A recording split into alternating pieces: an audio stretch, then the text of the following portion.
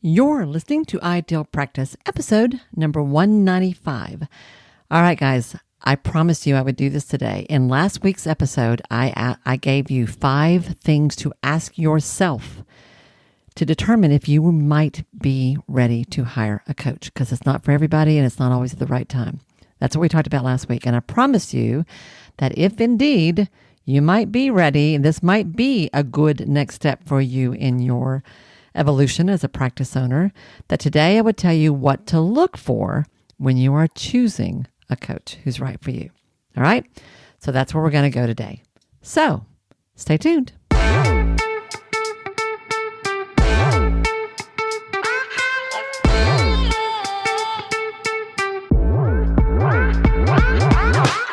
Hi, I'm Wendy Pitts-Reeves, and with over 2 decades of experience in the private practice world, I've built my 6-figure business while learning a lot of lessons the hard way. This is the first podcast that shows you how to apply the principles of energy, alignment, and strategy to build a practice that is profit-centered, but people-forward. This is the Ideal Practice Podcast.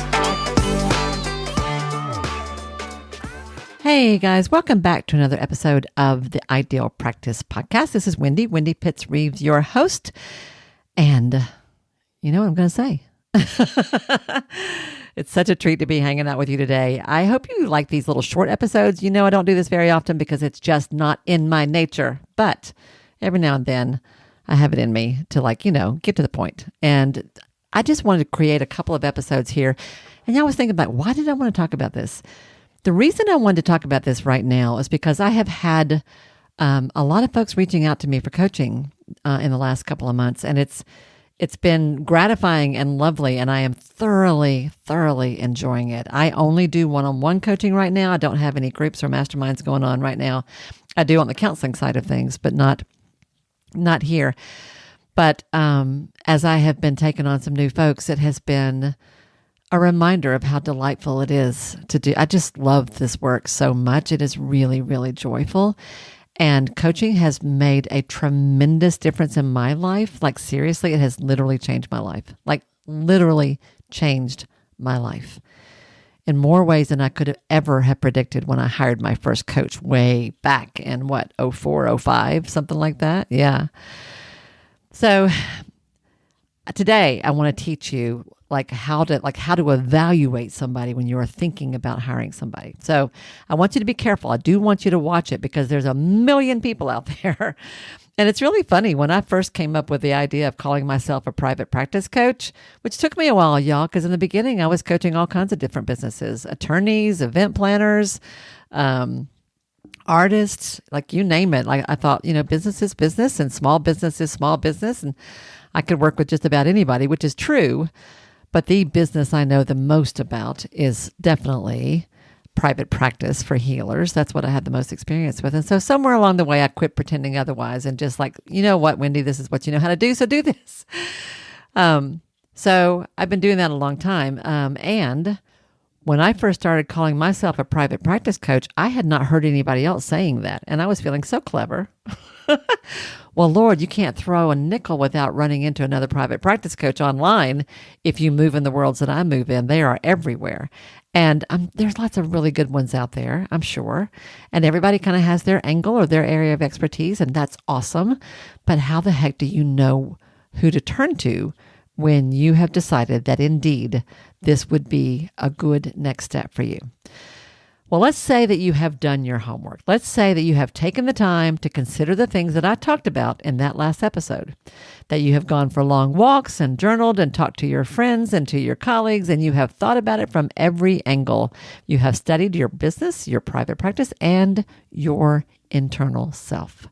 And you have asked yourself the tough questions about whether you are ready to work with a coach and hire a mentor for your business. And you've made a decision. Yes, Wendy, I'm ready. Let's do this, you say to yourself in the mirror. Well, now you got to find somebody, and not just anybody either, right? Because the truth is, y'all, this is the downside of this world. Anyone can call themselves a coach. And as helpful as I think a coach can be in your life, It is, and y'all need to know this, it is a completely unregulated industry. There are training programs and certification programs, yes, but there are no state requirements. There are no licensure laws. There's nothing that says you have to meet any particular standard to call yourself a coach. This is not like being a licensed mental health provider or a licensed massage therapist. This is the Wild West.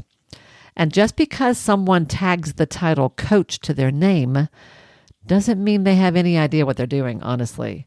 So for that matter, actually, even if they know exactly what they're doing, that still doesn't mean that they're right for you. I have worked with coaches off and on for over 20 years, y'all, and I have loved and learned something from every single one of them. But I have also been super picky about who I hired. Following a combination of, like left brain logic, which I do actually have, and right brain intuition, which I have a lot of, I've done pretty well. Every coach I've worked with has been exactly what I needed, exactly when I needed them. And that's changed over time. As my skills evolved, as my needs changed, that has changed. But I've always found the right person. And as I've grown, my choice of coaches and the level of work that I've done with them has grown as well. So if you're ready to take the leap, do your research first and choose carefully. Now, most coaching work is done these days actually online, by phone, by the internet, on Zoom. You can literally work with a coach anywhere in the world. The first coach I hired was in Pennsylvania. I live in Tennessee. And this is a cool thing because it means that there is a very wide pool to choose from. That can also be a little overwhelming sometimes because how the heck do you pick somebody? Well, maybe this will help. I'm going to give you 5 things to consider before you hire your next coach. You ready? You might want to write these down. Okay. Number 1, is this coach successful in their own business? The financial guru Dave Ramsey, who I sometimes disagree with these days, but one of the things I've heard him say back in the day was he was always cautioning his listeners, don't take financial advice from someone who's broke. And as harsh as that sounds, he kind of had a point about that. When you are evaluating a potential coach, take a look at their business first. What have they done? How successful have they been? Where have you seen them grow? Do they understand the strategies that are involved in launching a successful startup? Do they work with businesses and practices that are already well established? Can they help you with mindset issues as well as strategy? Because you know as well as I do, it takes both. It doesn't necessarily have to be all about their financial net worth, although it could be. But what experience do they have? What have you seen them do? What tells you that they know what they're talking about? Have they done what they want to teach you how to do? Do they walk their talk? Okay. The second question along those same lines, do they walk their talk? Do they invest in their own growth? If this person believes in coaching as a critical tool for your development, they should practice what they preach. What coaches have they worked with in the past? Who do they work with now, if anyone? How has coaching made a difference in their own growth and development? And what are they doing today to make sure that they are still growing just as they are encouraging you to do? That's important. A therapist is going to be a better therapist if they have done their own therapy, right? Same idea, same principle. Question number 3, what do their clients or customers or colleagues say about them? Do they have any testimonials on their website or in their newsletter? Can they share case studies on their blog or tell you stories on their podcast or online about some of their clients' successes? Would they be willing maybe to let you talk to a couple of people they've worked with in the past? That's a biggie. That's very helpful. For years and years, my first coach that I worked with way, way back would ask me every now and then to talk to prospective clients. She was outstanding, so I was more than happy to tell people about her work. If your coach or the person you're considering is just getting started, maybe they've got a ton of experience, but they are just moving into the coaching world, they may not have testimonials yet, but we all have to start somewhere, so that's okay. That's not necessarily a deal breaker, but it is something worth asking about. Question number 4, Do you resonate with the message that they carry? This is a biggie for me. This is one of the things that I have actually paid the most attention, maybe because I am a more heart-centered person. So this is just important to me. Does this person that you are interested in, do they speak to your head or your heart or both? Personally, I think this is huge. There are thousands and thousands of coaches out there with something to share, something to sell, and something to celebrate. And as with all preachers and teachers, y'all, and a coach is a little bit of both, they each have their own individual style, their own unique ability, and their core beliefs for how they practice their craft. Some of those will work for you, and beautifully. Some of those won't. I have listened to some of the biggest names in the field, and I am struck by how completely flat some of them feel to me. On the other hand, my own coaches have often been people that I admired personally and people with whom I felt a really deep connection. I hired my first coach partly because she had 20 years of experience successfully doing what I was wanting to do at the time. So that's the strategy side, right? That's the asking myself the hard questions. But mostly, if you want to know the truth, I hired her because she wrote a blog post that really spoke to me about finding a special stone in the river near her house. Yeah, what can I say? What can I say? You know what? I think things through logically, and then I make decisions intuitively. I hired the coach that I did the most work with, the longest. I worked with one particular coach for 7 years. I did that mostly because I had seen the massive amounts of information that she had to share, and I knew how good it was. That was the strategy side of it.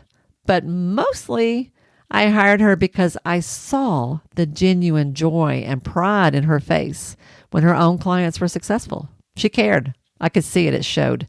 And that spoke volumes to me. What speaks to you about the person you want to hire? There has to be heart in it, y'all. Strategy is important.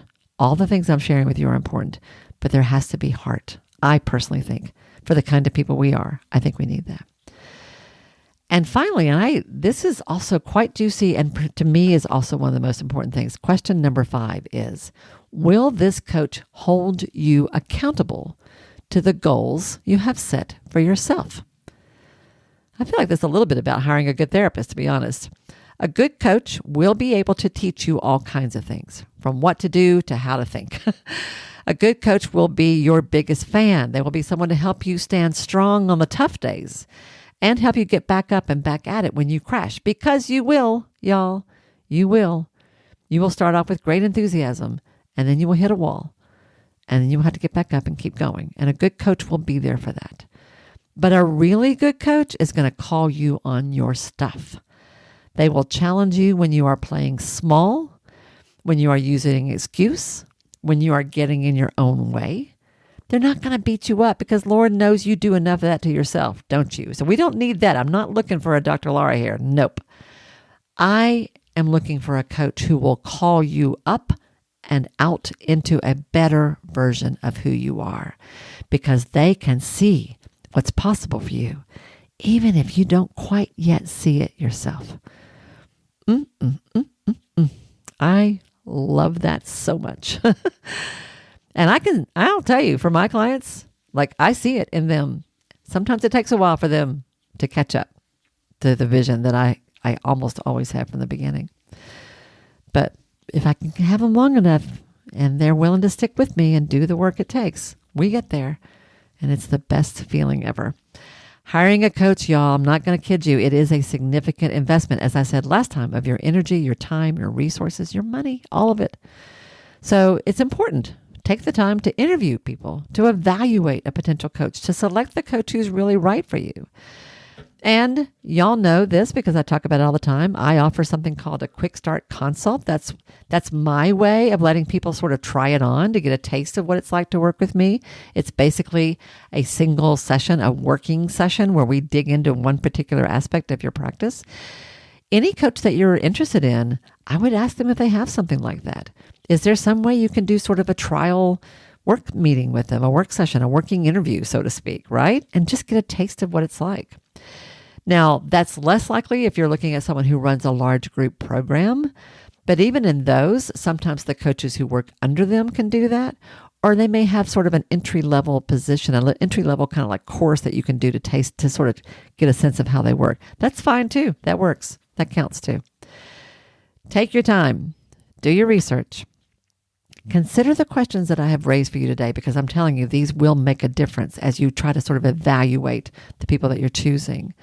And as I said a minute ago, I think things through logically, and then I make decisions intuitively. And if you and I have something in common, there's a good chance you may function the same way. It is all important. Okay? So do your homework, do your research, do your due diligence, ask the questions, study, think, and then feel. Feel your way through that decision and try somebody and see what happens. I think you might be kind of excited about what's possible. And if it makes you a little nervous, that's good too, because there's lots of good stuff on the other side of terrified. All right, everybody, have a great week, and I will see you next time. I think I've got an interview coming up for you next week that's going to be awesome. So stay tuned for that. Have an awesome week, and I will see you next time right here on the Ideal Practice Podcast. Bye now. Hey, y'all. If this program has become important to you, if Ideal Practice matters, it would mean so much to me if you'd be willing to take just a minute to do one or two of the following things. First of all, would you follow or subscribe to the show here at Ideal Practice? Following me helps you because you'll never miss an episode, but it helps me as well for all kinds of reasons. To do that, all you have to do is go to the show page for Ideal Practice on Apple Podcasts or Spotify or wherever you listen to podcasts. There, just click on the plus sign that you'll usually find in the top right-hand corner, or click on the word follow that you're going to find somewhere there on that page. Of all the things, this really is the most important thing you can do for the podcast itself. While you're there, it would be extra special if you would be willing to give me a 5-star rating, and even better than that, a review with your own words. Your words matter. And when you write what you feel, what you think, you uplift and encourage others. And I love that. If you want to go a step further than that, take your favorite episode or two, one of the ones that has meant a lot to you, and share it with a friend. Could you do one or two of those things for me? I promise I will love you forever. You guys matter to me, and I value your support more than I can possibly say. Thank you, sweet friend, for anything you can do to help me out and support the show. I'll see you again soon.